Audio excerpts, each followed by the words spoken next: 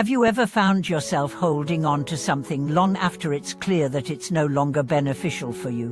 Whether it's a job, a relationship, a belief, or a habit, we often find ourselves reluctant to let go of things that no longer serve us.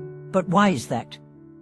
Why do we cling to things that cause us stress, discomfort, or even harm? Welcome back to the channel, friends. I'm so glad you've joined me again. Today, we are going to explore the complex and often difficult process of letting go, of releasing the things, people, and habits that no longer serve our growth, happiness, and well-being.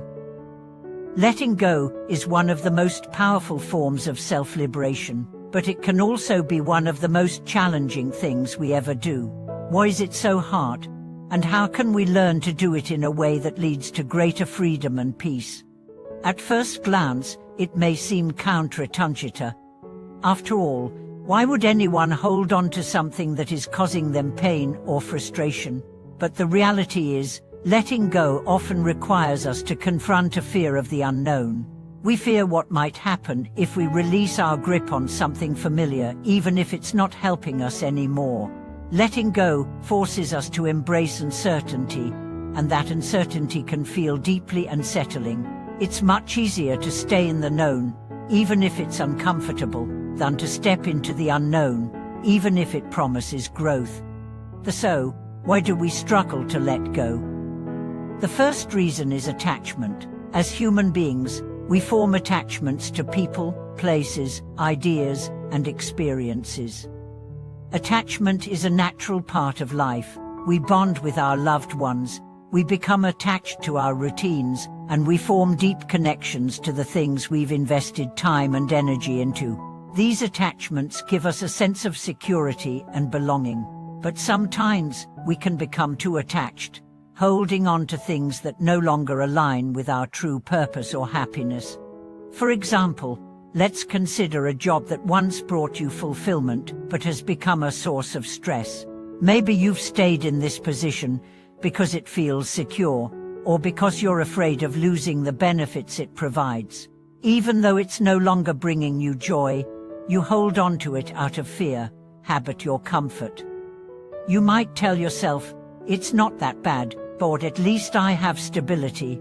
But deep down, you know it's no longer serving you. Yet, the thought of letting go feels terrifying. This is where attachment can hold us back. The fear of the unknown keeps us stuck in a situation that no longer nurtures us. Letting go of a job, a relationship, or an old belief system forces us to face the fear of what lies ahead. We are afraid of being vulnerable, of stepping into uncertainty, of losing control. And so, we cling to what is familiar even if it's not good for us. Another reason we struggle to let go is because we feel guilty. We may have invested so much time, energy, and emotion into something that we believe letting go would be a failure, or worse, a betrayal. We feel responsible for the outcomes of our choices, and we fear that abandoning something will mean that we didn't try hard enough or that we gave up too soon. This is especially true in relationships. We often stay in toxic or unfulfilling relationships out of a sense of duty, guilt, or fear of disappointing others. We might think, I've invested so much time into this, or what will they think if I walk away? But staying out of guilt doesn't serve anyone. It keeps both parties stuck in a cycle of dissatisfaction.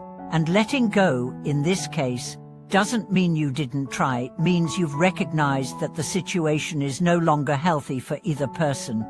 It's also common to feel like we are abandoning a part of ourselves when we let go of something. For example, if we leave a long-term job, we may feel like we are abandoning a part of our identity.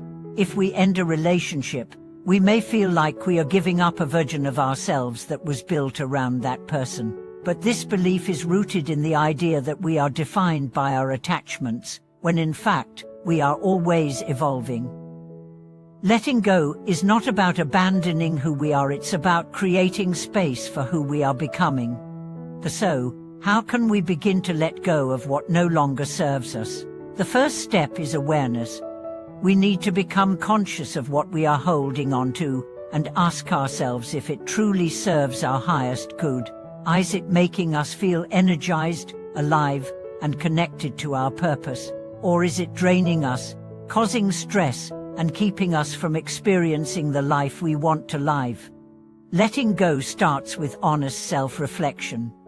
Take a moment to reflect on the things you've been holding on to, whether it's an old habit, a relationship, a belief, or a situation. Ask yourself, does this still serve me?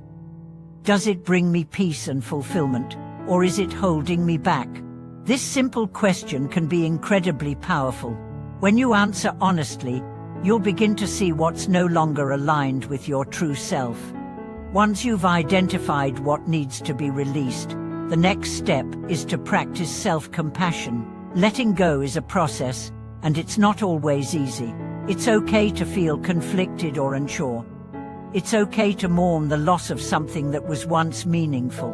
Practice being kind to yourself during this process. Recognize that it's normal to feel resistance when letting go.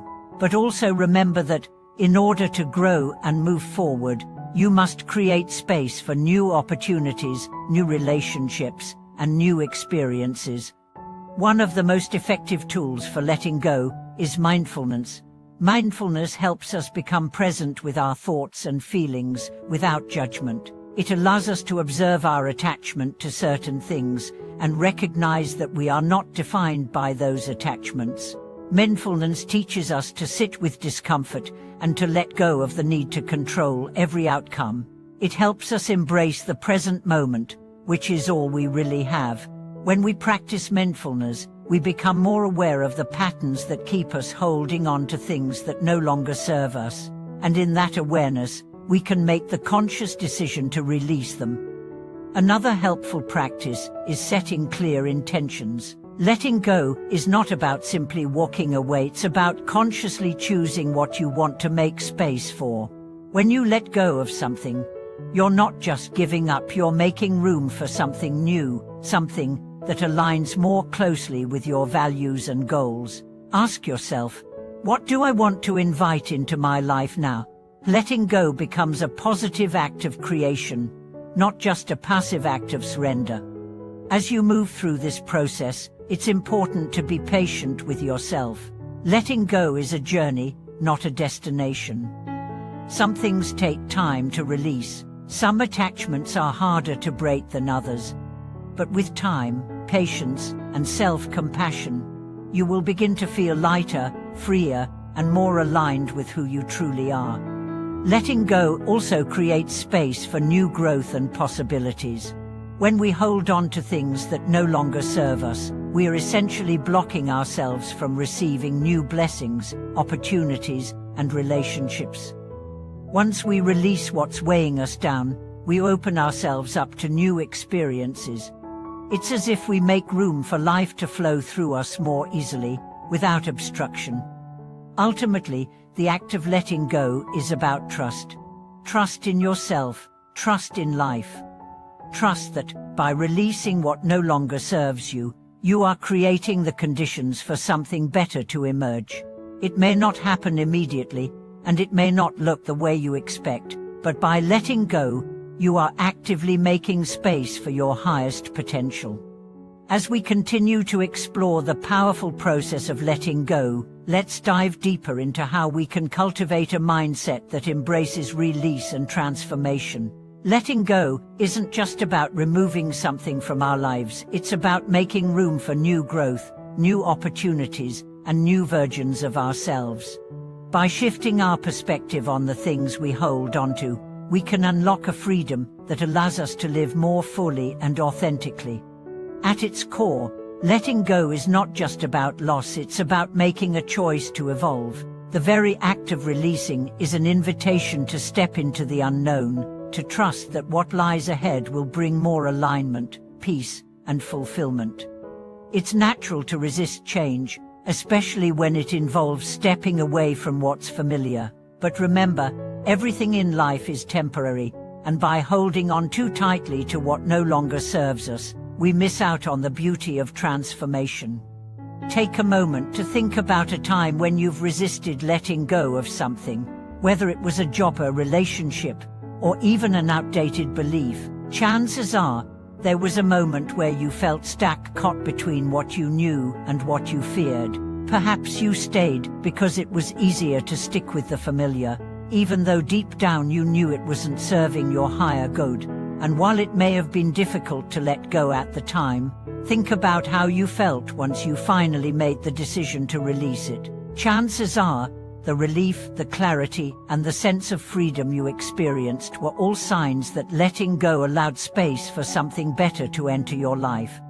This brings us to the concept of trusting the process of life. Letting go is, in many ways, a leap of faith. It's about trusting that, even though you can't always see what lies ahead, the universe or life itself will provide exactly what you need at the right time. This is often where the struggle lies, trusting the unknown. We can't control every outcome, nor can we predict every future event. However, life has a way of bringing the right people, opportunities, and experiences into our path when we allow ourselves to step out of the familiar and trust that what is meant for us will come. Think about how plants grow. A seed must first break free from the protective shell before it can grow into a full plant. The process of breaking free can be painful. It's a transition from what was once comfortable into the unknown. But in doing so, the seed creates the necessary space for its growth. Similarly, in our own lives, letting go of the things that no longer serve us opens up the space for new growth, just like the seed reaching for the sunlight.